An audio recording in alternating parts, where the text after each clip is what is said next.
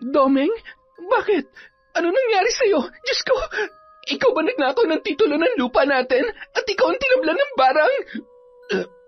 Risa, ikaw pala nagpabarang sa akin. Patawarin mo ako. Nagsinungaling ako sa'yo. Bakit kasi hindi ka nagtapat sa akin? Maraming beses na ako nagtatanong kung sino nagnakaw pero wala kang sinasabi. Pwede bang bawiin mo ang barang sa akin? Risa, hindi ko na kaya. Taon 2017, Bicol. Madaling araw pa lamang gising na si Risa at nagmamadaling kumain ng almusal. Araw-araw yun ang kanyang gawain dahil maaga siyang nag-aangkat ng gulay at mga karne sa palengke upang magamit sa pagluluto sa kanilang restaurant.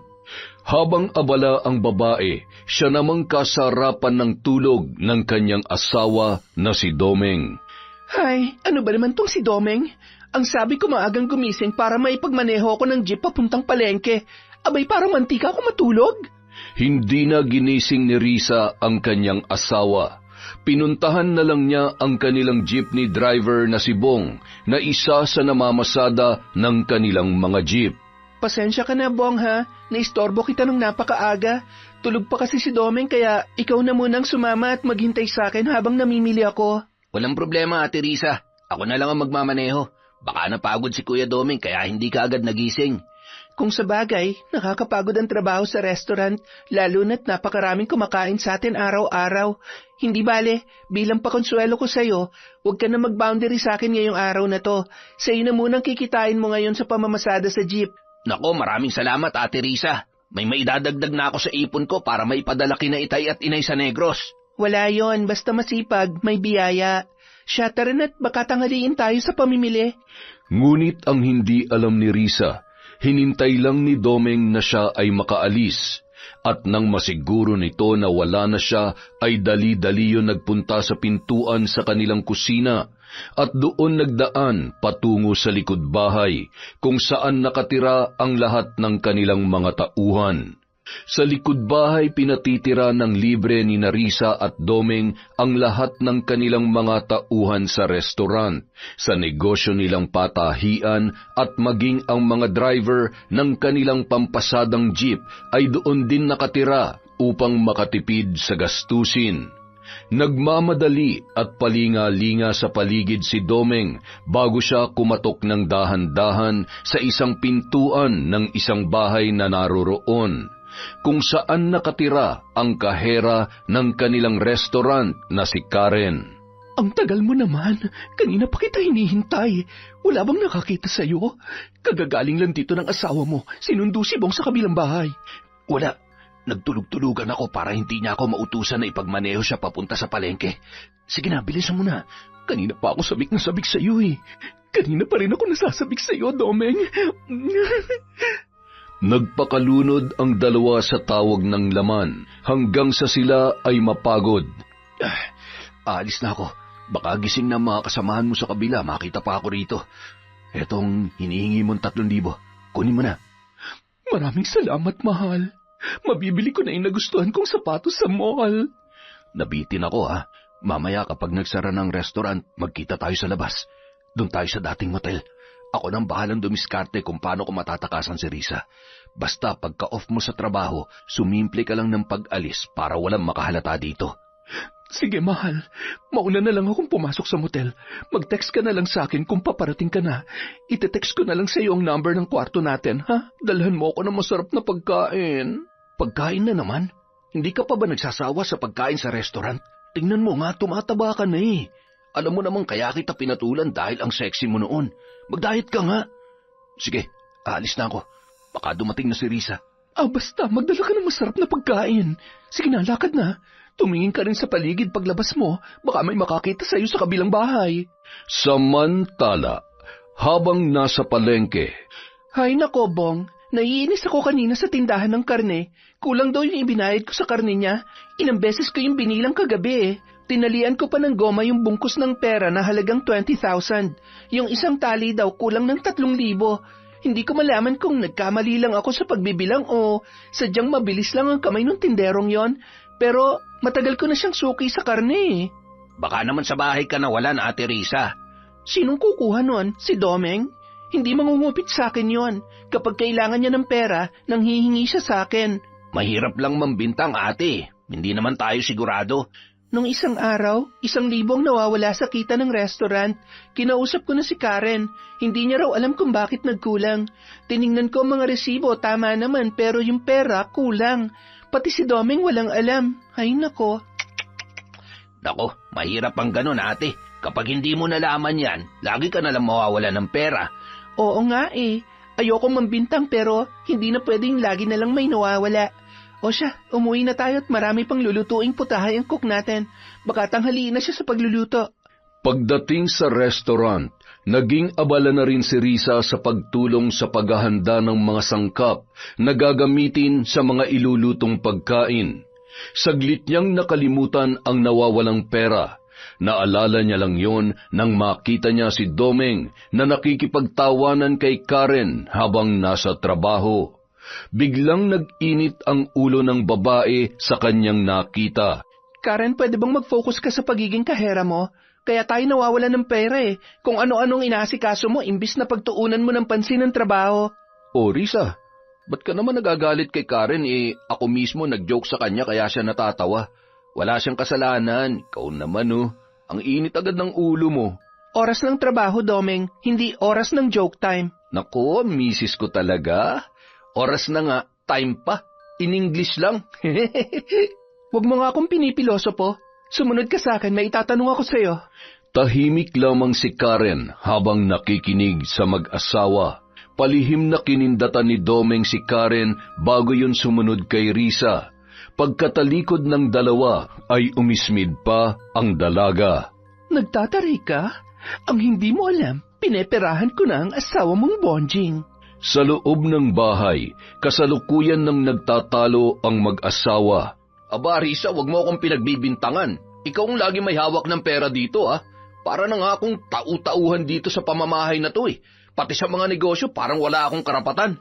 Dapat nga may parte ako palagi sa lahat ng kinikita natin, Pero sinusolo mo, tapos may gana ka pa mambintang? Hoy, Domingo, huwag mo akong dinadramahan dyan, ha? Ilang beses kong binilang ang pera bago ko itinabi. Napahiya tuloy ako sa palengke dahil kulang ng 3,000 yung binayad ko. Aba, problema mo na yun. Baka ikaw to nalito sa pagbibilang. Tapos kung kani-kanino mo ibibintang ang pagkakamali mo, ano ka? Ay nako, ewan ko sa'yo. Oras na mahuli kita, hihiwalayin talaga kita, Domeng. Tandaan mo yan. At sino naman ang magtsatsaga sa'yo, babaeng dragon? Sige, bumulong ka pa dyan ng bumulong. Tandaan mo, hindi ako nagbibiro. Oo na. Para hindi ka mambintang, pahingi ng 6,000. Mas mabuti na yung humihingi kesa naman pagbintangan mo pa ako ulit. Ano? 6,000? Saan mo naman gagamitin ang ganong kalaking halaga? Marami rin akong gustong bilhin, Risa. Para namang sirato Kailangan mo pa bang tanungin kung saan ko gagamitin yung pera? Natural lang na tanungin ko dahil hindi ako nagtatain ng pera, Domeng. Nakakapagod kumita ng pera. Hindi mo kasi nararanasan gumising na napakaaga at pumunta sa palengke. Ang sarap ng tulog mo sa madaling araw tapos ako nagkukumahog para mamili. Minsan mo na nga lang akong sasamahan sa palengke, tinulugan mo pa ako. Yan, diyan ka magaling. Manumbat. Makalis na nga. Bisit na buhay to. Yan, diyan ka rin magaling. Ang layasan ako sa tuwing barado ka na. Lecheng lalaki to. Ang hilig mag-walk out, akala mo namang gwapo. Naiinis na nagbalik sa kanilang restaurant si Riza at hinanap ng kanyang paningin ang asawa, ngunit hindi niya yon nakita. Maya-maya, nilapitan siya ni Karen. Ma'am Riza, kumuha po si Sir Domeng ng 10,000 sa kaha. Ano? 10,000? Aba, loko talaga yung Domeng na yun Bakit mo naman binigyan ng ganong kalaking halaga? Kita ng restaurant yun ma'am, ano naman po ang magagawa ko? Amo ko rin po siya. Siyempre kung hindi ko siya bibigyan, baka mawalan ako ng trabaho. Halos masabunutan ni Risa si Karen, ngunit nagpipigil lang siya dahil may katwiran din naman ang babae. Bumalik sa bahay si Risa at nagmamadaling tinawagan sa kanyang cellphone si Domingo. Ngunit hindi niya yon makontak kaya galit na galit yon na bumalik sa restaurant at pinuntahan si Karen. Sa susunod, kahit anong mangyari, huwag na huwag mong bibigyan ng lalaking yon. Kapag nagpumilit, isumbong mo sa akin. Nagkakaintindihan ba tayo? Opo, ma'am. Pagtalikod ni Risa, lihim na natatawa ang dalaga. Maya-maya pa, nag-text na sa kanya si Domeng at mababakas sa mukha nito ang labis na kasiyahan. Kinagabihan, sa loob ng isang motel. Bilib na talaga ako sa'yo, Domeng. Nakuha mo yung pera nang walang kahirap-hirap. Ako pa ba? Pinagbintangan niya kasi ako na kinuha ko yung 3,000 niya kanina. Siyempre, guilty ako dahil ako naman talagang kumuha at ibinigay ko sa'yo. Kaya dinaan ko sa galit si Risa at iniwang ko siya. Sabi ko naman sa'yo mas maganda na ipaalam sa kanya na kumukuha ako ng pera sa kaha kaysa naman ikaw mapagbintangan. Di ba?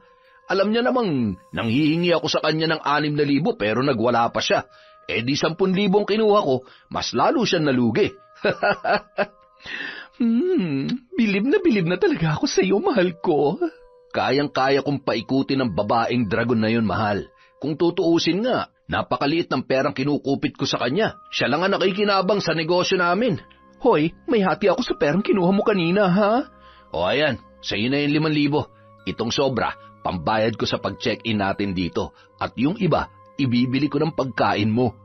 Ang liit naman. Gawin mo ng 7,000. Kulang to sa mga bibilhin ko Bakit kasi wala kang karapatan sa pera ninyo? Di ba dapat may parte ka sa kinikita ng restaurant at sa iba pa ninyo mga negosyo? Bah, umirit ka pa. Pagkasyahin mo na muna yung 5,000. Tsaka, hindi ko naman pera yung pinuhunan sa negosyo namin Pera ni Risa nung nag-abroad siya. Kaya yun, napakagahaman na babae. Naku, wala naman pala akong mapapala sa'yo. Kung ganyan pakupit-kupit ka lang at pahingi-hingi sa asawa mo, hindi matutupad yung sinasabi mo sa akin na bibigyan mo ako ng house and lot. Ay, nangangarap lang pala ako ng gising. Maghintay ka lang. Konting tiis na lang at makukuha mo rin ang yaman ng babaeng yun. At kapag nangyari yun, mahihiga ka sa salapi pagdating ng araw. Tumigil ka. Huwag mo akong paasahin. Kailan pa mangyayari yan? Halika nga dito. Mag-aaway ba tayo dahil sa pera o mag-aaway tayo sa kama? Ha? Paligayahin mo na lang ako. Huwag mo na akong binibitin. Ay, ano ba? Huwag dyan.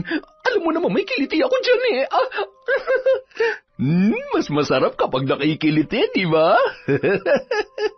Samantala, galit na galit pa rin si Risa sa ginawa ng kanyang asawa, kaya hindi niya tinigilan ang pagtawag sa cellphone nito.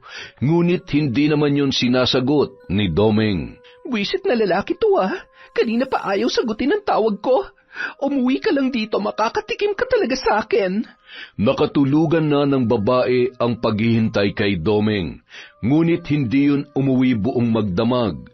Nagising na lang siya na tumunog ang kanyang alarm clock, kaya napilitan na itong bumangon at magkape.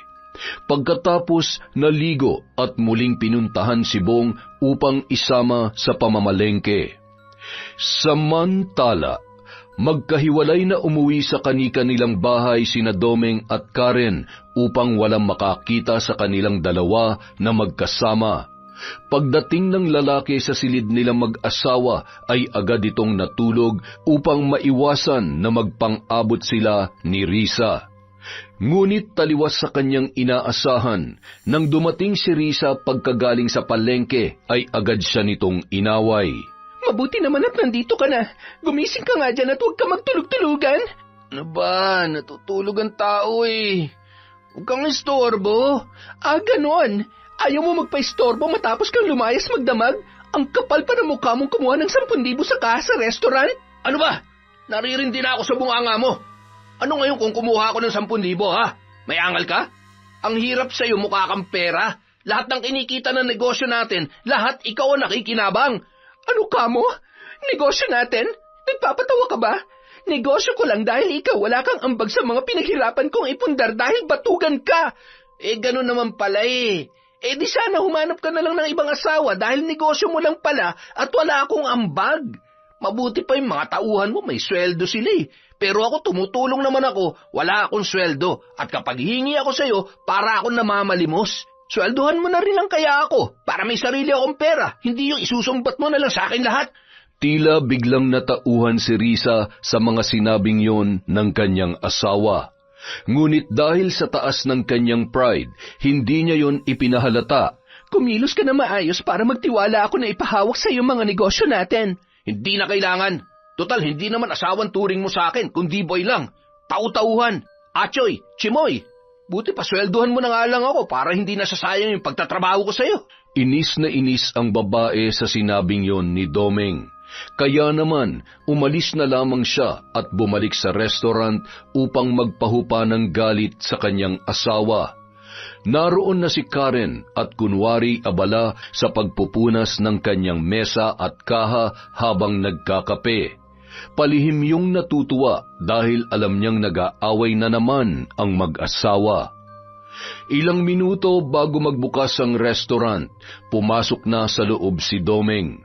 May dala yung isang timba ng tubig at mop. Buong dining area ay pinasadahan niya ng lampaso. Nagtataka at natatawa naman siyang pinagmamasdan ni Karen mula sa kanyang kinaroroonan. Ano kaya ang plano ng bonjing na to at nagpapakitang kilas na naman sa paglilinis? Baka nasabon sa kinupit niyang 10,000. Habang naglilinis, natatanaw naman siya ni Risa na nasa loob ng kusina at tumutulong sa paghihiwa ng mga gulay. Aba, at tinotoo nga yata ng lalaking to na magpapasweldo ah. Ang sipag maglinis. Akala mo madadala mo ako sa mga pinaggagawa mo, ha? Habang abala ang lahat, naging abala na rin si Domeng na pumapel sa mga gawain na hindi niya naman dating ginagawa. Naging waiter, dishwasher at naging tagaligpit ng mga pinagkainan ng mga customer, kaya maging ang mga tauhan nila sa restaurant ay nagtaka sa ipinapakita ng asawa ng kanilang amo. Nang magkaroon ng pagkakataon na makausap nito si Risa, hindi na yon nagpaligoy-ligoy pa. Simula ngayon, sweldohan mo na lang ako, para naman hindi na ako namamalimos sa'yo. Namula si Risa sa sinabing yon ni Domeng. Hindi nito akalain na siseryosohin ng lalaki ang kanyang mga sinabi. Umayos ka nga, Domeng.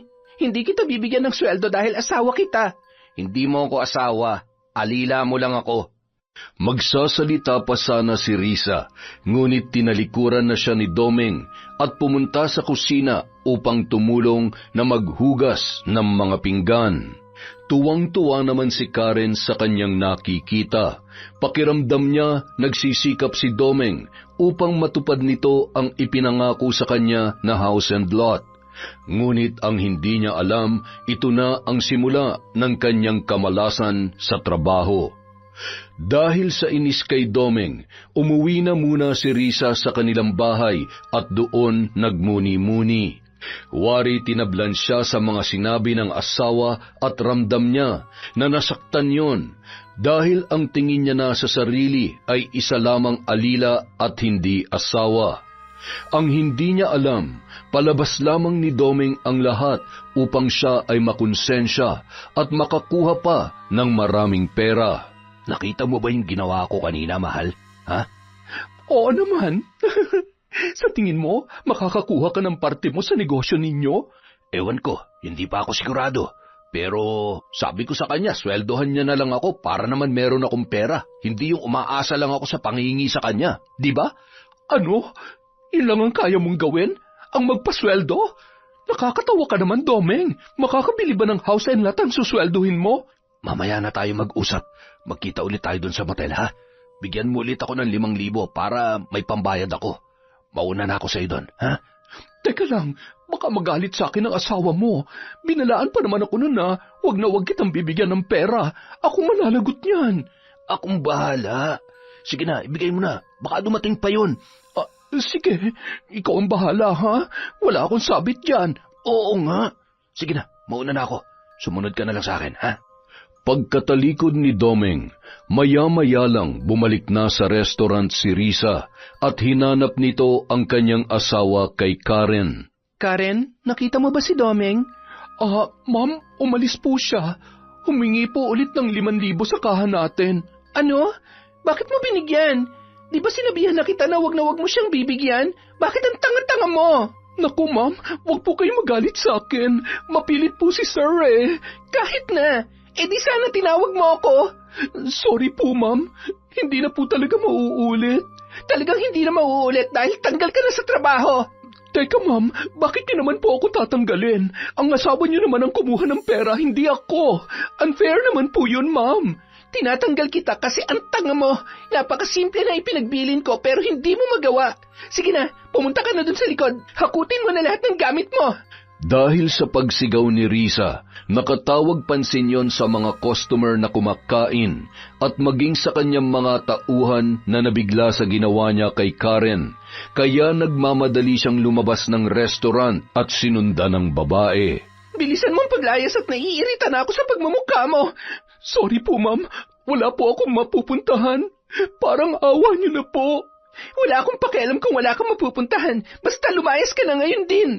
Wala nang nagawa pa ang dalaga kung hindi ang umiyak at magligpit ng kanyang mga gamit.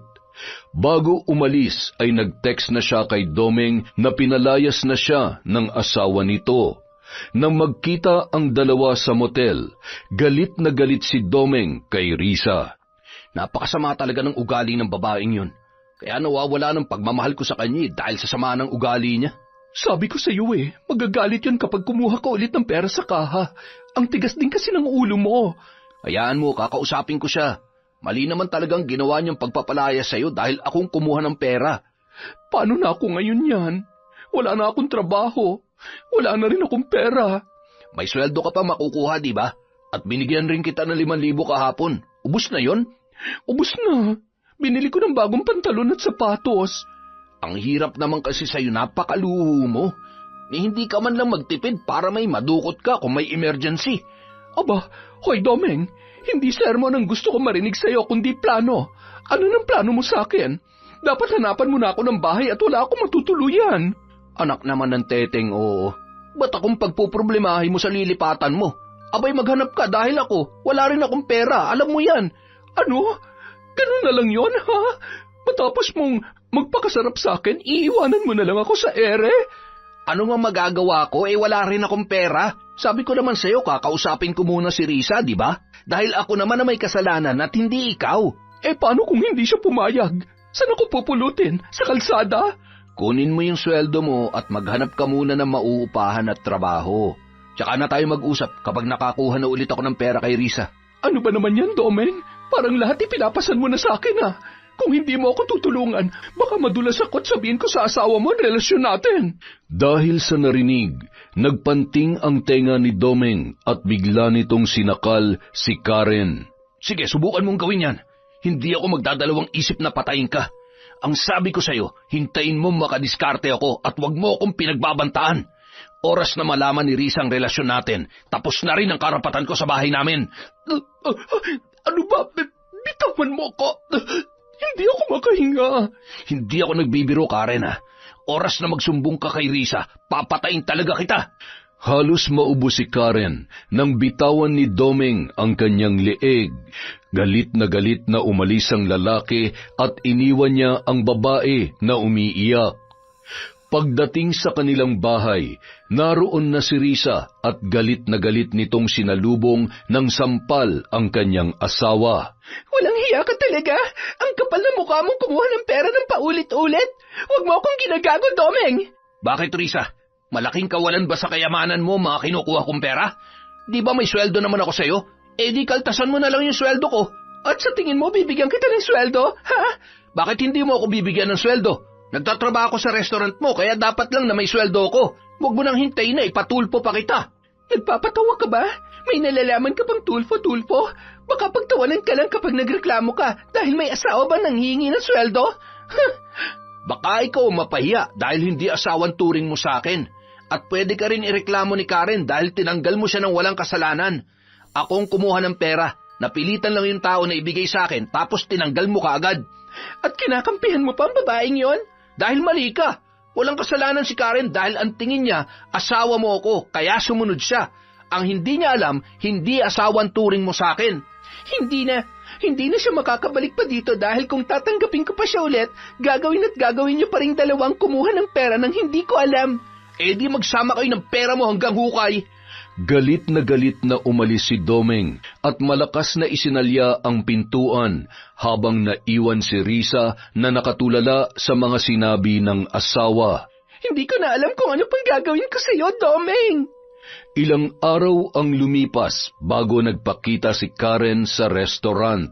Naabutan niya si Risa na ito na ang siyang tumatayong cashier, kapalit ng kanyang dating trabaho. Nakasimangot si Risa nang makita ang babae. Mamayang hapon ka na bumalik kung kukunin mo ang sweldo mo. Busy pa ako. Ma'am, kailangan ko na po ngayon ng pera. Baka maunahan po ako ng ibang uupa sa isang maliit na kwarto. Yun lang po kasi ang nakita kong kwarto na kaya ng budget ko. Hindi ka ba nakakaintindi, ha? Ang sabi ko, mamayang hapon ka na bumalik. Dahil sa lakas ng pagbulyaw ni Risa, nagtinginan ang lahat ng customer. Nakaramdam ng hiya si Karen kaya napilitan na siyang lumaban at ipinahiya na rin nito si Risa sa mga taong naroroon. Ma'am, kakarampot na nga lang po ang sahod ko dito, pababalik-balikin mo pa ako. Ang sama ng ugali ng babaeng ito. Tinanggal na nga ako kahit wala akong kasalanan, ayaw pang ibigay ang sahod ko. Sige, sa barangay na lang tayo mag-usap. Abat, ikaw pa talagang may ganang mag-iskandalo? Kinakausap kita na maayos, pero pinapahiya mo ko. Kaya sige, sabay tayo mapapahiya ngayon sa harap ng mga tao dito. Dahil dumadami na ang mga nakikiusyoso, napilitan na si Risa na ibigay na kay Karen ang kanyang sweldo. Bago umalis ang dalaga, nag-iwan pa ng pagbabanta si Risa. Hindi ko palalampasin ang ginawa mong ito. Maghintay ka lang. Marunong ka naman palang mahiya, pinatagal mo pa. Dahil sa labis na pagkapahiya, ibinilin na lang ni Risa ang pag-aasikaso sa mga bayad ng customers sa kanilang waitress at nagmamadali itong umuwi sa kanilang bahay. May araw ka rin sa akin, Karen. Hindi ko mapapalampas ang ginawa mo sa akin. Kinabukasan, nagkita sina Karen at Domeng sa maliit na kwarto na inuupahan ng dalaga. Alam mo, nagpipigil lang ako dyan sa asawa mo. May gana pa na pagbantaan ako. Hayaan mo na yun. Umpisa na natin. Kanina pa ako atat na atat sa iyo eh. Tumigil ka nga. May gana ka pa talaga sa mga ganyang bagay. Halos sa kalsada na nga ako pulutin na wala ka naman magawa. Di ba sabi ko sa iyo maghintay ka lang? Didiskartehan ko muna si Risa. Ang hirap sa iyo, masyado kang apurado eh. Kailan pa, Domeng? Yung huling sweldo ko, kasyang-kasya lang na ipinambayad ko dito sa bahay. Nalilito na ako kung saan ko kukunin ang pambili ko ng pagkain at pamasahe ko para maghanap ng bagong trabaho. Kasalanan mo to eh. Tigilan mo ako sa paninisi mo dyan. Napunta naman sa iyo yung 5,000, di ba? Sige, alis na muna ako at kukuha ako ng pera kay Risa. Ite-text na lang kita kapag pabalik na ako. Teka, wala bang isang hirit man lang dyan, mahal? Tigilan mo muna yung kamanyakan mo. Dumiskarte ka muna at nang mailipat mo ako sa malaking bahay. Hindi yun nagkakasya lang ako dito sa maliit na kwartong kasinlaki lang ng bahay ng ibon. Sige na nga, wala ka rin palang pinagkaiba kay Risa. Bungangera ka rin. Makalayas na nga lang. Ay nako, malas na buhay naman to. Ang akala ko'y big time na ako sa Domeng na yun. Wala rin naman palang pera at palamunin lang din ang asawa. Puisit na yan. Samantala, pagdating ni Domeng sa kanilang bahay, inabutan niya si Risa na nag-eempake ng damit. Dinaanan lang siya ni Domeng at hindi pinansin at tuloy-tuloy na pumasok sa kanilang silid. Habang nagbibihis ng t-shirt si Domeng, pumasok si Risa sa kanilang kwarto at kinausap siya nito. Uuwi muna ako sa amin sa Negros. Doon ako maghahanap ng kamag-anak ko na magiging kahera sa restaurant natin. Ibinilin ko na kay Kuya Boy na siya na munang mamalengke para sa mga lulutuin. Ikaw na munang bahala dito. 1 linggo ako mawawala. Hetong 10,000, tipirin mo yan para sa sarili mo at huwag kang kukuha ulit ng pera sa kaha. Si Maricel, yung waitress natin, ang pansamantala muna nating kahera. Tuwang-tuwa naman si Domeng nang makuha ang pera na ibinigay sa kanya ni Risa. Naisip kaagad niya na puntahan si Karen at ibigay ang pera sa dalaga. O yan, hati tayo. 5,000 yan. Umalis yung dragon papunta sa probinsya nila para daw maghanap ng bagong kahera sa restaurant. Kaya binigyan ako ng 10,000. Tipirin mo yan para may pamasahe ka sa paghahanap mo ng trabaho, ha? Ibig sabihin nito, wala na talaga akong pag-asa makabalik sa inyo? Kasalanan mo talaga to eh. Tapos wala ka naman pala magagawa. Pwede ba wag mo na nga akong sinisisi, Karen? Hindi naman kita pinababayaan ah. Yan oh, binigyan pa kita ng pera. Ang dami ko pang dalang pagkain sa'yo galing sa restaurant. Magtiis ka na lang muna at gagawa rin tayo ng paraan. Ano pa nga ba? Tumabi ka dyan at kakain ako. Kanina pa ako nagugutom. Pagkatapos mong kumain, ikaw naman ang kakainin ko, ha? Bango-bango talaga ng mahal ko. Wala ako sa mood, Domeng. Ewan ko ba, bakit kita pinatulan wala ka naman palang pera? Anong sabi mo? Ikaw wag mo akong iniinsulto, ha? Kung ayaw mo sa lalaking walang pera, bahala ka sa buhay mo. Simula ngayon, wala na tayong pakialamanan. Tarantado. Walang lingon-likod na iniwan ni Domeng si Karen at malakas niyang isinalya ang pintuan.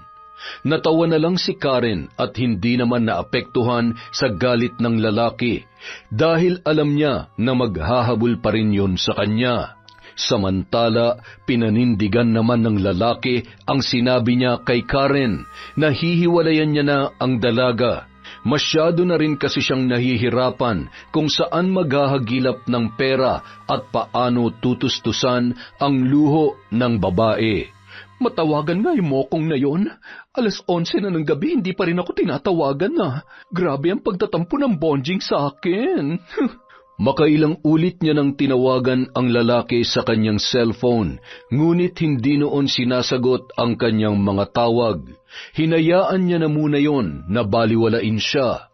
Samantala, si Domeng naman abala sa pakikipag-inuman sa kanilang mga jeepney driver upang iwasan ang mga tawag ni Karen. Manigas ka dyan, babaeng bungangera. Kaya kong humanap ng iba, no? Lumipas ang 1 linggo na walang ibang ginawa si Domeng kundi ang maglasing, kumain at matulog. Ni hindi nito magawang tumulong sa kanilang restaurant, kaya nang dumating si Risa sa bahay kasama ang pinsan nito na si Joy, galit na naman ang babae sa kanya nang maabutan siya na tulog dahil sa kalasingan. Pasok ka, Joy. Nako, pasensya ka na sa asawa ko, ha? Lasing na naman to, kaya dito na naman sa sala nakatulog. Ay, ano ba naman tong lalaking to? Amoy alak na naman ang mga gamit namin. Parang binagyo, ang kalat, ni hindi man lang naglinis dito. Okay lang, Insan. Makalat din naman sa bahay namin. Sanay na ako. Mamaya ko na yan gigisingin. Halika na muna sa kusina at na makapagmerienda. Nagutom ako sa biyahe. Pagdating sa kusina, lalong nadismaya si Risa nang makita nito ang gabundok na hugasin at lalo pa siyang nabuisit nang makita ang kanilang mga kaldero na inuuod na. Buisit talagang buhay to, Domeng. Anong ginawa mo sa bahay natin? Joy, halika. Ihatid na muna kita dun sa tutuluyan mo. Nandito lang yun sa likuran. Dito tayo dumaan sa pintuan sa kusina. Dito nakatuloy ang mga empleyado namin.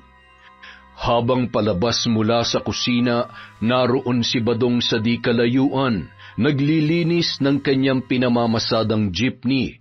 Nang matanaw nito si Risa at ang kasama na si Joy na paparating. Sa unang pagkikita pa lamang, kaagad nang nabighani si Bong dahil sa angking kagandahan ng dalaga. Bong, pasuyo naman pakibuhat tong bag ni Joy. Opo ate, nariyan na po. Siya nga pala, Bong, si Joy, pinsan ko. Siya ang bagong kapalit ni Karen bilang kahera natin sa restaurant. Pakipasok na lang ang mga gamit niya dito sa dating tinitirhan ni Karen. Magandang hapon. Pinsan nga kayo ni Ate Risa dahil parehos kayong maganda. Sus, nambobola ka na naman, Bong, ha? Pinsan ko yan. Huwag mo yung binobola. Namula ang pisngi ni Bong sa sinabing yon ni Risa. Subalit tanging pag-ismid lang ang iginanti ni Joy sa sinabi ng binata. Hindi niya gusto ang kapreskuhan nito at waring nandidiri siya habang palihim nitong tinitingnan ang katawan ng binata na mayroon pang mga grasa. Ayan Joy, malinis na ang kwarto mo. Ikaw nang bahala dito, ha? Sa gabi mag-lock ka na mabuti dahil mag-isa ka lang dito. Solo mo ang bahay na to. Pero bago ang lahat, pumunta na muna tayo sa restaurant at nang makapagmerienda para maipakilala na rin kita sa mga kasamahan mo sa restaurant. Bong, sumama ka na sa amin at sumabay ka na magmerienda. Salamat po ate, tapos na po ako magmerienda. Kayo na lang po. Salamat, Insan, ha? Ang ganda naman itong binigay mo na matutuluyan ko. Lahat kayo libre dito para kahit paano makatipid kayo sa renta at pagkain. Sigurado makakaipon ako nito, Insan. Pagkatapos kumain at maipakilala sa kanyang mga makakasama, sabay nang pumasok si Risa at Joy. Nasalubong nila sa daan si Domeng na parang namamalikmata nang makita nito si Risa at ang kasama nito. Ay, dumating ka na pala, Risa. Ngayon lang ako nagising. Pasensya ka na, ha? Sa bahay na tayo mag-usap, Domeng. Si Joy nga pala pinsan ko. Bukas na siya magsisimula sa restaurant. Halos walang naintindihan si Domeng sa mga sinabi ni Risa sa kanya. Para siyang namagnet sa ganda ni Joy at umiral na naman ang pagkamanyakis nito sa mga sexing babae. Itong masarap ibahay at gastusan ng todo. Kagigil. Dibdib at legs pa lang, ulam na. Hoy, Domeng, may sinasabi ka? Ha? Ay, wala. Sige, bumalik na lang tayo sa bahay. Ngunit hindi inaasahan ni Domeng na makikipagkamay sa kanya si Joy. Lalo itong nakaramdam ng kakaiba dahil sa napakalambot na palad ng babae at bago bitawan ng dalaga ang kanyang kamay, 2 beses nitong pinisil ang kanyang palad na parabang may ipinapahiwatig sa lalaki. Nice to meet you po. Ikaw pala ang asawa ni Insan? Oo, ako nga. Mag-enjoy ka sana dito sa amin. Sigurado po na mag-enjoy ako dito. Siya nga pala, Insan. Gusto ko makabawi naman sa inyo mag-asawa. Ipagluluto ko kayo ng pinatuyong adobo na puti. Naku, na-miss ko yung ganyang klase ng adobo, ha? Pero sigurado ka ba? Baka pagod ka sa biyahe natin. Sa ibang araw mo na lang kami ipagluto. Nako, Insan, hindi ako pagod. Sige na, pumayag ka na para naman matikman din ng asawa mong niluto ko na specialty ko. Parang celebration na rin sa pagdating ko dito. Uy, ngayon ko lang narinig ang ganyang klase ng adobo, ah. Mukhang masarap nga. Masarap talaga at hindi mo pagsasawaan. Nakita mo naman ang kalat ng bahay namin, pati ang kusina, di ba? Makakapagluto ka ba sa ganon? Ako nang bahala sa mga hugasin. Mabilis lang yon. Ay nako, sige na. Babalik lang ako sa restaurant at kukuha ko doon ng karning baboy sa freezer. Sige, Insan. Habang hinihintay ko na makapaghugas si Insan Domeng, maliligo na muna ako. Sige na, isabay mo na siya, Domeng. Habang naglalakad ang dalawa, hindi maiwasang mapasulyap ni Domeng sa dibdib ni Joy na nakalitaw ang cleavage na parabang umaalon habang naglalakad. Sa daan ng tingin, Insan, huwag sa dibdib ko. Hindi naman ako nakatingin na. Pwede namang tingnan, libre lang. Pero kung gusto mo makuha, pwede rin naman. Pero may presyo yon. Dahil sa narinig, tuluyan na nag-init ang katawan ni Domeng. Para sa kanya ay palay na ang lumalapit sa manok at gusto niya na yung tukain sa lalong madaling panahon. Magkano naman kung sakali? 50,000, pero isang beses lang yon. Halos masamid ang lalaki sa sinabi ng dalaga. Napakamot ulo pa siya dahil ang buong akala niya ay nagbibiro lamang si Joy. Palabiro ko pala. Ang mahal naman. Hindi ako nagbibiro, Insan. Take it or leave it. Sige na. Pumasok ka na sa loob. Maghuhugas pa ako ng pinggan. Isang malagkit at mapang-akit na tingin lang ang isinagot ni Joy kay Domeng. Halos lumundag naman sa tuwa ang puso ng lalaki hindi dahil sa mga tingin ng dalaga, kundi sa mga iniisip niyang kahalayan habang nakikita ang malulusog na dibdib ni Joy, pati na rin ang mapipintog na mga hita at napakagandang kurba ng bewang na binagayan pa ng malaporselanang kutis. Pagsapit naman ni Joy sa kanyang silid ay tuwang-tuwa ang dalaga. Hindi nga ako nagkamali. Mukhang maraming pera si ni Insan at halos maglaway sa akin ang asawa niya. Okay na rin ang pagtiyaga ng Domeng na yon. Pwede ko siyang kwartahan dahil mukhang paldo ang asawa ni Insan. Samantala, Habang naghuhugas ng mga pinggan ay napapaisip naman si Domeng sa mga ipinakikitang motibo ni Joy sa kanya. Hindi niya sukat akalain na kaya nitong ahasin ang kanyang asawa na pinsan lamang nito. Ngunit nagtatalo rin ang kanyang isip at hindi mawala sa kanyang imahinasyon ang figura ni Joy na halos ikabaliw niya na. Kailangan kong maangkin si Joy. Hindi ko pagsisisihan na ibigay sa kanya ang luho niya, basta maging akin lang siya. Naging masaya ang hapunan ng tatlo, lalo na si Domeng na panay ang palihim na sulyap kay Joy habang sila ay kumakain. Nako, Joy, ang sarap mo pala talaga magluto ng adobo sa puti, ah. Pwede rin pala kita maging cook kung sakali. Ay, nako, minsan lang ako magluto, insan. Alam mo naman, nakakasira ng kutis kapag lagi ka nakatapat sa mainit na apoy. Doon na lang ako sa kaha dahil gamay ko na ang ganoong trabaho. Oo nga naman, Risa. Mas magandang doon na lang siya sa kaha dahil maganda ang pinsan mo. Dagdag pang akit sa mga customer natin yan. Ay, nako, bolero pala tong asawa mo, insan. Mahirap yan, baka marami ang chicks. Wala nang papatol dyan. Tingnan mo nga ang tiyan yan, parang buntis sa kakalaklak ng alak. Buti nga, alak lang ang inaatupag ko hindi ibang babae. At tupagin mo ang pagtulong sa restaurant para naman may pakinabang ka. Tila napahiya na naman si Domeng sa sinabing yon ng kanyang asawa. Ayaw niyang malaman ni Joy na wala siyang pera at umaasa lamang kay Risa. Tumutulong naman ako Siyempre, paminsan-minsan gusto ko rin naman na maglibang. Oo nga naman, insan. Huwag pa na trabaho. Dapat nagre-relax din at nagpapahinga. Nako, kung alam mo lang, Joy, mahirap na magsalita. Hindi mo pa kilala yung si Domeng. Tama na nga yung ganyang usapan. Kung tapos na kayo, magliligpit na ako ng pinagkainan natin. Sige na, ako nang bahala dito. Milagro, ang sipag mo ngayon. Yan ang hirap sa pinsan mo, Joy. Kapag ayaw kong tumulong, nagagalit. Kapag tumutulong naman ako, ang dami pa rin sinasabi. Oy, awat na't baka mag-away pa kayo. Sige na't aalis na rin ako dahil bukas mag-uumpisa na ako magtrabaho. Sige na, insan, magpahinga ka na. Salamat sa masarap na luto sa ulitin. Sige, Joy, salamat. Nabusog ako sa'yo. Sa niluto mo, ang sarap. Nang makaalis si Joy, kinumpronta ni Domeng si Risa. Galit na galit yon sa kanyang asawa. Ikaw, Risa, sumusobra ka na talaga. Kahit konting respeto man lang. Kahit saan na lang, palagi mo na lang ako ipinapahiya. Bakit? Totoo naman ang sinabi ko Wala kang ambag sa negosyo ko. Yabang mo? Bakit? Pinagkatiwalaan mo ba ako na humawak ng negosyo mo? Tapos panay ang reklamo mo na wala akong naitutulong? Wala talaga akong tiwala sa'yo dahil tamad ka.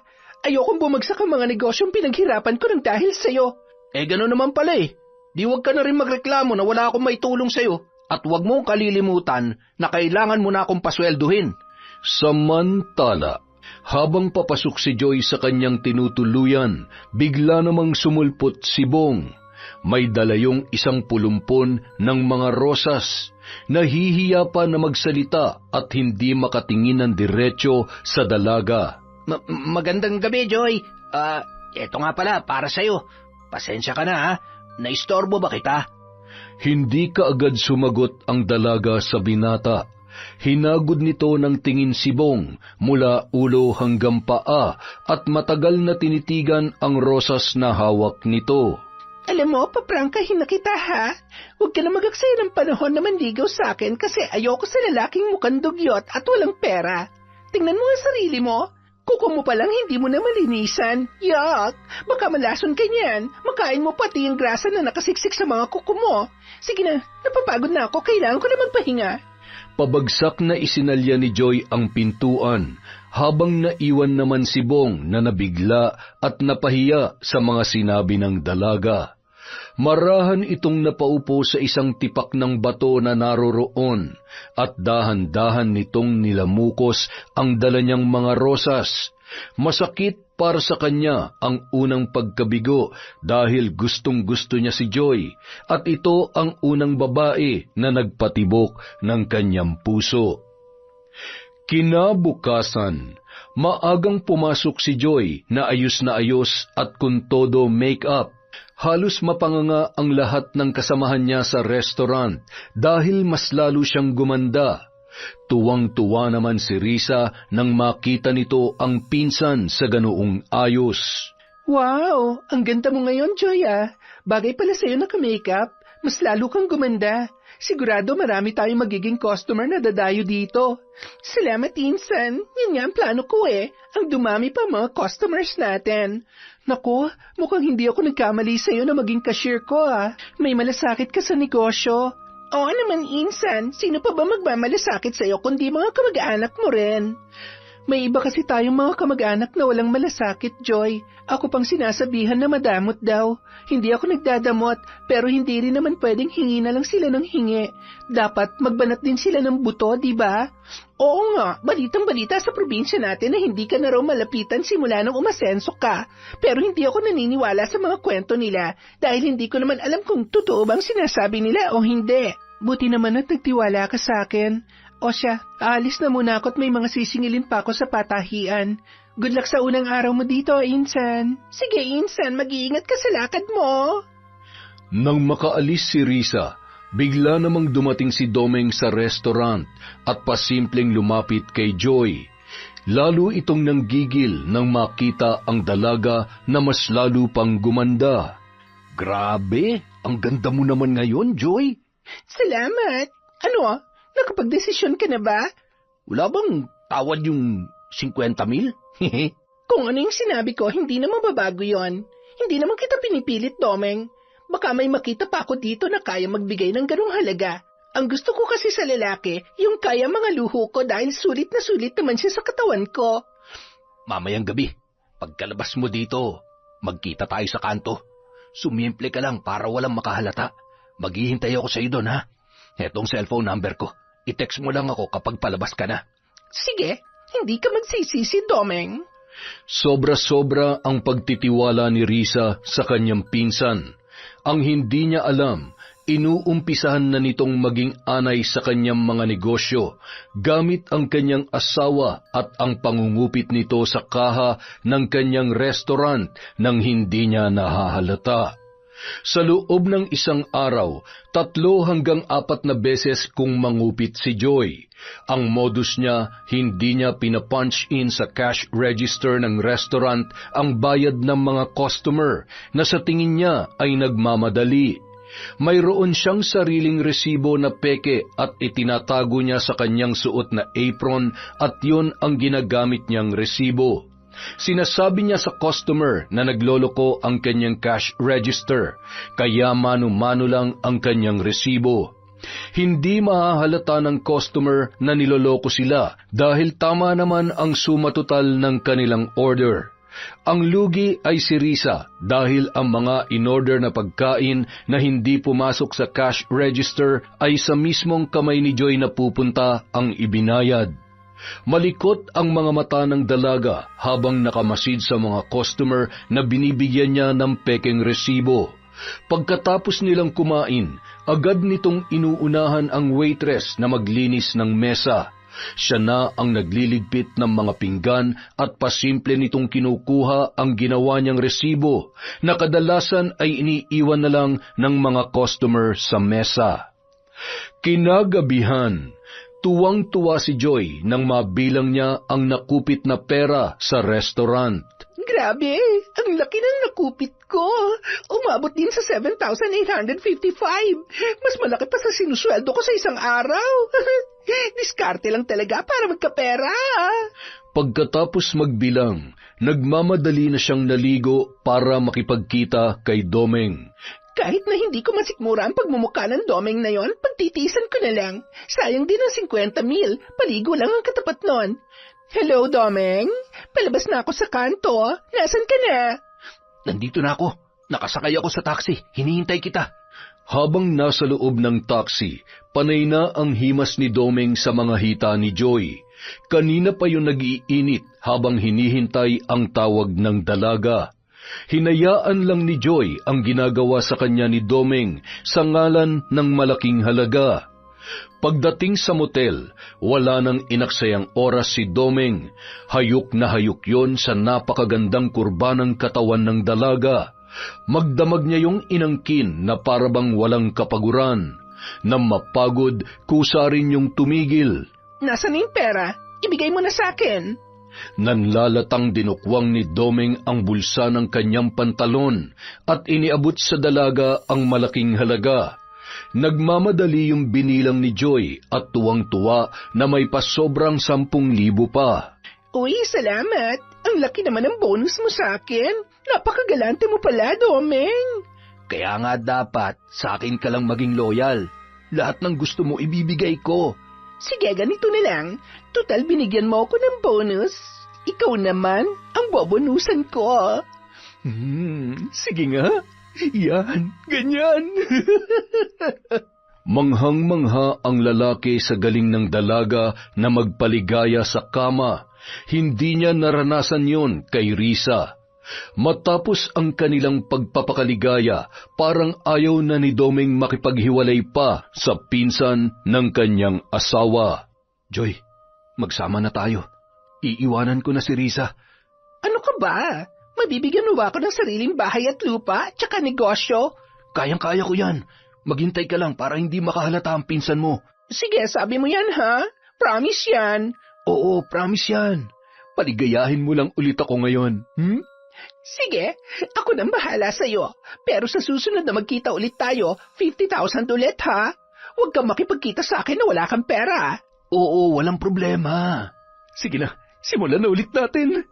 Samantala, walang kamalay-malay si Risa na ninakawan siya ni Domeng ng malaking halaga na ibinigay nito sa kanyang pinsan na si Joy. Kampante siya dahil alam niyang hindi alam ni Domeng kung saan niya itinatago ang pera na nalilikom niya mula sa kanilang negosyo.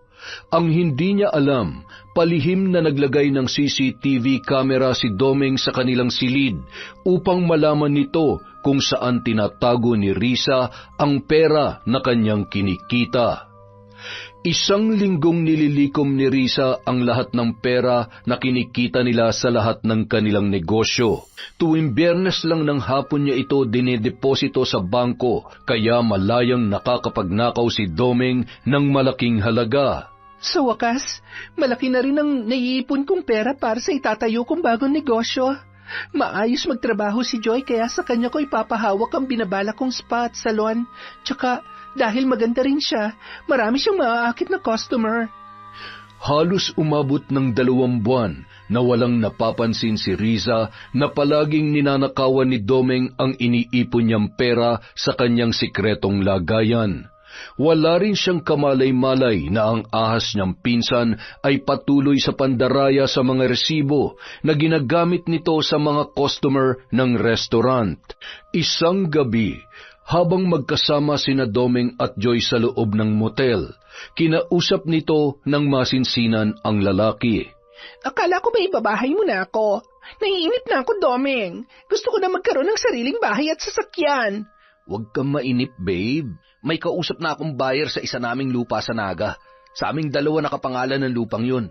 3 milyon ang halaga ng lupa at kapag naibenta ko yun, magpapakalayo na tayong 2. Paano ang asawa mo?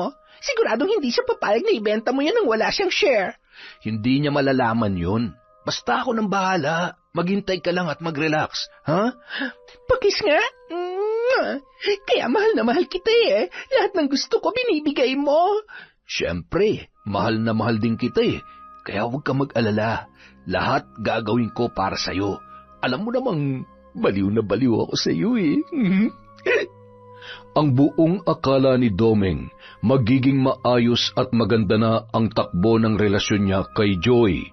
Ngunit may isang tao na nagbabanta na sumira nito. Habang papalabas ng restaurant si Domeng, biglang lumitaw sa kanyang harapan si Karen. Galit na galit ang dalaga. Kumusta, Domeng? Talagang kinalimutan mo na ako, ano? Anong ginagawa mo dito? Di ba nakipaghiwalay na ako sa'yo? Oo, nakipaghiwalay ka kasi pinalitan mo ako na mas bata at mas maganda. Nakakahiya ka, Domeng. Pati pinsan ng asawa mo tinatalo mo. Wala kang ebidensya kaya manahimik ka. Mahilig ka talagang pumatol sa mga chismis. Ang mga litrato sa cellphone na to ang ebidensya ko, Domeng. Kaya matatapos na ngayon ang maliligayang araw niyo ng kabit mo. Parang binuhusan ng malamig na tubig ang lalaki nang ipakita ni Karen ang mga kuha nitong litrato na magkasama silang dalawa ni Joy na papasok at palabas ng motel. Nagtangka pa siyang agawin ang cellphone ni Karen, ngunit mabilis itong naitago ng dalaga sa kanyang likuran. Sige, subukan mong kunin to. Mag-ieskandalo ako dito sa harap ng restaurant. Magkano bang kailangan mo para burahin mo yan? 250,000 kapalit ng mga litratong to. Kung hindi ka tutupad sa usapan, makakarating to sa asawa mo. Ano ka ba naman, Karen? Saan naman ako kukuha ng ganyang kalaking halaga? Alam mo namang hirap na hirap nga ako mangupit kay Risa. Problema mo na yun, Domeng. Kayang-kaya mo ngang sundin ang mga luho ng bago mong kabit. Sige, ikaw din. Kapag nalaman ito ni Risa, tapos na ang maliligayang araw niyo ng kabit mo. O sige na. Sa Miyerkules, magkita tayo sa highway sa dulo ng bayan. Magbabayaran kami ng bayar ko ng lupa. Babayaran na kita. Pero dapat kaliwaan yun, ha? Ibigay mo sa akin ang cellphone mo kasama ang SIM card. Ako mismo magde-delete ng mga litrato. Sige, usapang matino yan, ha? Oo na. Ite-text na lang kita kapag nakuha ko na yung pera. Umalis ka na dito at baka may makakita pa sa'yo. Pagsapit ng araw ng Miyerkules, nakuha na ni Domeng ang perang kabayaran sa ibinenta niyang lupa. Kaya nakipagkita na rin siya kay Karen. Dala niya ang close van na ginagamit ni Risa sa tuwing nagde-deliver ng mga tela sa kanilang patahian. Akala ko hindi ka natutupad sa usapan natin eh. Akin na muna yung cellphone mo. Ipakita mo rin sa akin yung SIM card. Ipakita mo muna ang pera. Baka naman kasi wala ka naman dalang pera. Nagdadabog na kinuha ni Domeng ang isang traveling bag at inilabas niya ang bungkos ng pera. O yan, 250,000 yan. Akin na muna yung cellphone mo. Dali. Sige, sandali lang. Kunin mo na yung SIM card sa loob at ibigay mo na rin sa akin. Habang abala si Karen sa pagtatanggal ng SIM card, biglang tinakpan ni Domeng ng panyo na mayroong pampatulog ang ilong ni Karen. Kaya maya-maya nawalan na yon ng malay. Dali-daling pinaandar ni Domeng ang dala niyang sasakyan at nagpunta sa isang lugar na walang tao at magubat. Ay, ang bigat ng babaeng to ah. Hindi ko mabuhat. Taba-taba na kasi, takaw-takaw eh. Pilit na idinala ni Domeng si Karen sa loob ng masukal na kakahuyan. Inilapag niya ang katawan nito at kinuha ang alambre na kanyang dala. Tinitigan niya munang mabuti ang dati niyang kabit. Ang tigas kasi ng ulo mo, Karen. Binalaan na kita noon pa na wag mo akong bubukingin kay Risa. At lalong hindi ikaw ang sisira sa relasyon namin ni Joy. Iniangat ni Domeng ang ulo ng babae at ipinulupot niya ang alambre sa leeg ng kaawa-awang dalaga. Halos mangisay ang katawan ni Karen sa higpit ng pagkakasakal sa kanya ni Domeng. Lumawit din ang dila nito at halos lumuwa ang mga mata. Ilang minuto rin ang hinintay ni Domeng bago siya umalis sa kakahuyan. Siniguro niya muna na patay na si Karen. Pagbalik sa kanyang sasakyan, kinuha ni Domeng ang shoulder bag ng dalaga at inihagis yon sa damuhan. Ang cellphone naman at SIM card binasag niya gamit ang dalang martilyo at ibinalot sa isang plastik. Nagpunta siya sa tabing dagat at doon niya itinapon ang cellphone at SIM card ni Karen. Nung araw na yun, hindi na muna umuwi si Domeng sa kanilang bahay. Nag-check-in siya sa motel na madalas nilang pinupuntahan ni Joy. Hindi siya mapakali at nakaramdam ng pagkakonsensya sa ginawa niyang pagpatay kay Karen. Maya-maya, tumawag siya kay Joy at pinapupunta niya ang dalaga sa motel. Habang hinihintay si Joy, bumalik-balik sa kanyang ala-ala ang itsura ni Karen, habang sinasakal niya yon gamit ang alambre. Wala akong kasalanan. Kasalanan mo to, Karen. Ikaw may kagagawa ng kamatayan mo. Makalipas ang ilang oras, dumating na si Joy, bagong paligo at nagsuot ng sexing kasuotan. Ngunit napansin nito na walang gana si Domeng ni hindi niya tiningnan ang muka ng dalaga. Oh, bakit parang wala ka sa mood? Pagod lang ako. Ito nga palang 3 milyon na pinagbentahan ng lupa. Ikaw na muna magtago niyan at baka makita ni Risa kapag sa bahay ko pa yan nilagay. Halos lumuwa ang mga mata ng dalaga nang makita ang napakaraming pera. Nanginginig niya pa yung hinawakan at pinaghahalikan. Totoo nga. Naku, ngayon ko lang napatunayan na mahal mo nga ako, Domeng. Kailan tayo aalis? Dapat sa lalong madaling panahon dahil baka malaman ni Risa na binenta ko yung lupa nang hindi nagpapaalam sa kanya. Ikaw, kailan mo babalak kumalis tayo? At saan lugar na pala tayo magtatago? Ang gusto ko sa Maynila na tayo mag-umpisa ng bagong pamilya para hindi na nila tayo mahanap pa. Sige, ikaw ang bahala. Kailan tayo luluwas na Maynila? Sa darating na linggo. Kaya mag-umpisa ka na mag-empake ng mga gamit mo. Sige, pero sa ngayon, paliligayahin muna kita. Maraming salamat sa napakalaking pera na ibinigay mo, babe. Mahal na mahal kita, Joy. Ako rin, mahal na mahal kita, Domeng. Kinabukasan, maaga pa lang inabangan na ni Joy si Risa na galing pa sa pamimili ng mga lulutuin sa restaurant. Kasama nito si Bong na hindi makatingin ng diretso sa dalaga. Oh, bakit Insan? May nangyari ba? Kasi Insan may emergency sa probinsya. Pinauuwi nila ako ngayon din. Ha? Anong emergency daw? Ano nangyari? Hindi sinabi sa akin Basta umuwi na raw ako kaagad. Ganun ba? Sige, mag-empake ka na at pupunta muna ako sa bahay. Ibibigay ko na sa yung sweldo mo. Teka, may ticket ka na ba sa eroplano? Ako nang bahala, Insan. Hindi naman peak season ngayon kaya makakabili ako agad ng ticket. Matapos makuha ang sweldo, nagmamadali nang umalis si Joy. Dala ang 3 milyong piso na ibinigay sa kanya ni Domeng. Hindi na muna siya kumuha ng tiket sa eroplano dahil natatakot siya na masundan ng lalaki. Pansamantala muna siyang nag-check-in sa isang hotel at plano niyang magpalipas doon ng ilang araw.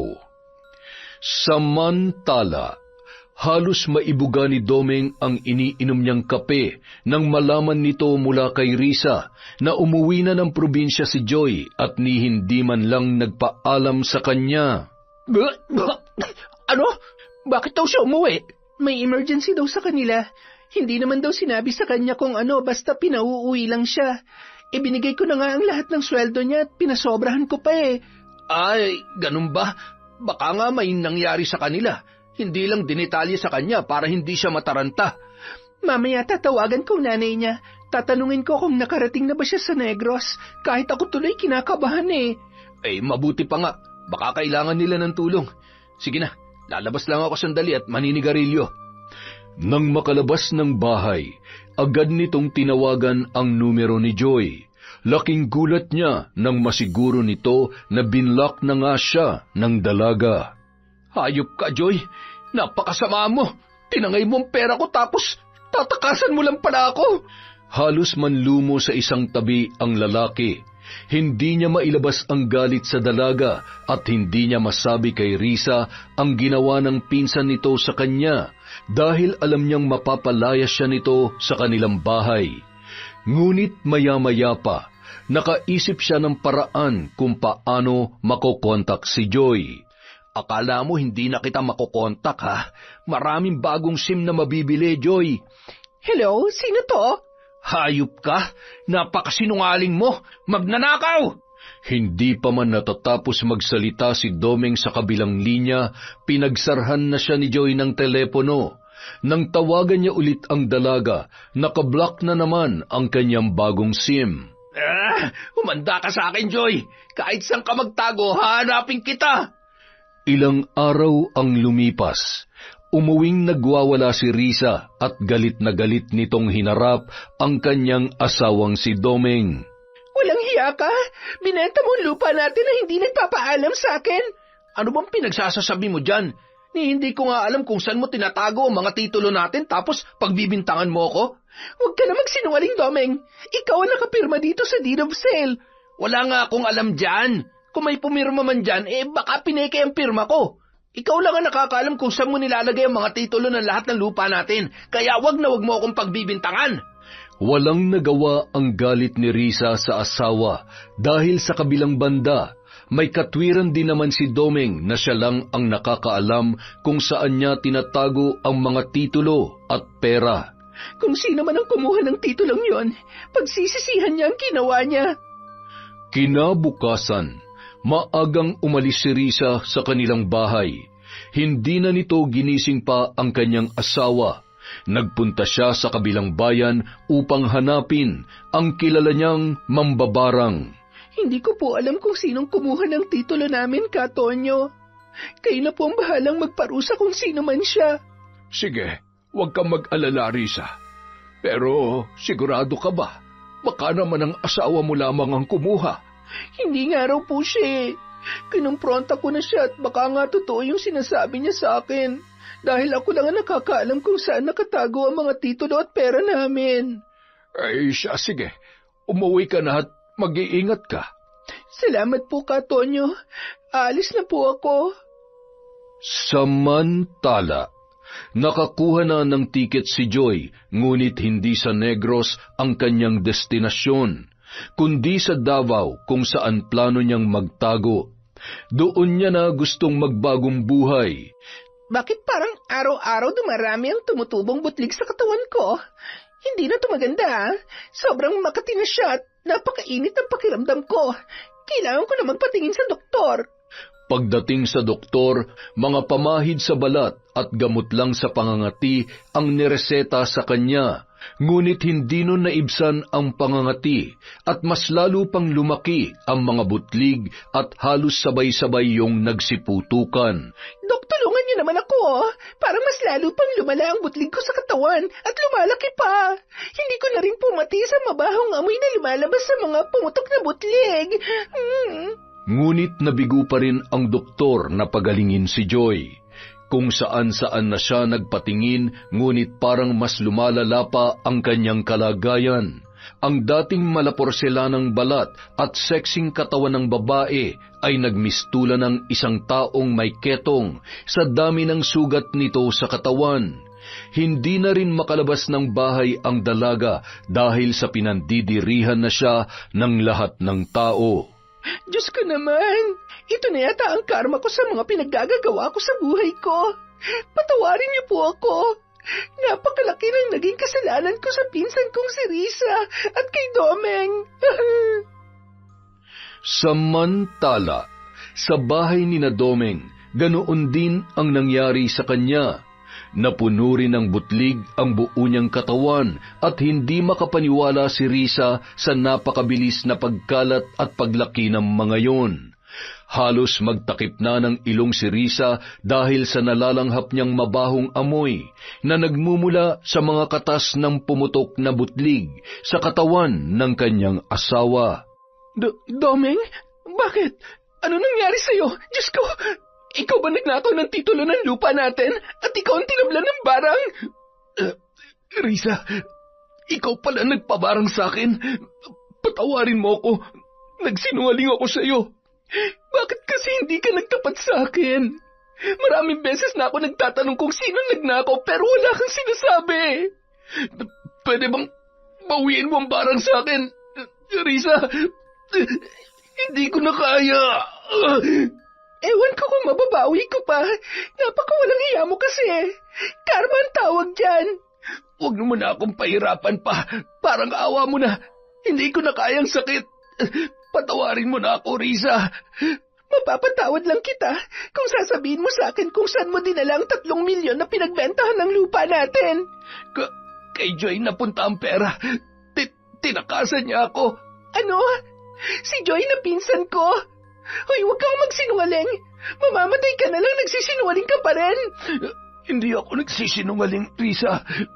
Naging kabit ko si Joy at plano na sana naming magpakalayo-layo. Pero inutakan niya ako at itinakas niya ang pinagbentahan ng lupa natin. Tila nabingi si Risa sa kanyang narinig mula sa asawang si Domeng. Hindi niya sukat akalain na magagawa ni Joy ang lahat sa kabila ng tiwala na ibinigay niya sa dalaga. Napakawalang hiya ninyo. Ginawa niyo akong tanga sa loob ng mahabang panahon. Dali-daling kinuha ni Risa ang kanyang cellphone at tinawagan ang kanyang tiyahin na nanay ni Joy. Hello, Chang. Nandyan po ba si Joy? Malaki ang atraso sa akin ng anak ninyo. Gusto ko siya makausap ngayon din. Ay, bakit? Ano bang ginawa ni Joy sa'yo? Bukas pa darating ang kanyang bangkay mula sa Davao. Ang sabi, kinulam daw ang pinsan mo dahil punong-puno ng sugat ang kanyang katawan. Kung may atraso man siya sa'yo, patawarin mo na lamang sana siya. Wala na si Joy. Chang, huwag kayo magsinungaling sa akin. Gusto ko makausap si Joy. Bakit naman ako magsisinungaling sa'yo, Risa? Mamaya, kapag dumating ang bangkay niya, pakukunan ko ng litrato para maniwala ka na patay na siya. Nanlalata ang pakiramdam na bumalik sa silid ni Domeng si Riza nang malaman nito ang nangyari sa kanyang pinsan. Hindi niya akalain na tatablan din ito ng barang. Ngunit mas lalo siyang nagulat dahil pagpasok niya sa kanilang silid ay patay na rin ang kanyang asawa. Yon! Thank you po ulit sa walang sawang pagsuporta sa Kwentong Enteng. Pasensya na po ulit. Sa susunod na video na po ulit ang shoutout natin. Sobrang dami lang pong ginagawa ni Enteng ngayon. Maraming salamat po sa walang sawang pagsuporta sa Kwentong Enteng.